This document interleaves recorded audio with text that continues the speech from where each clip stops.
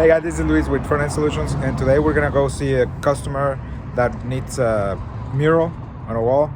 So we're gonna go get some measurements, and we'll be back to work on it.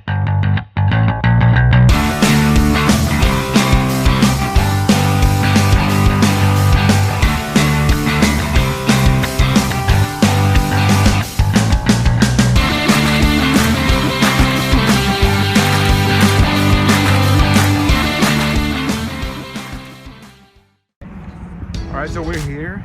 We're gonna take some measurements of this wall that the customer wants, and we'll see what we can do to help them. This is a new place, they're just building it, so that's good.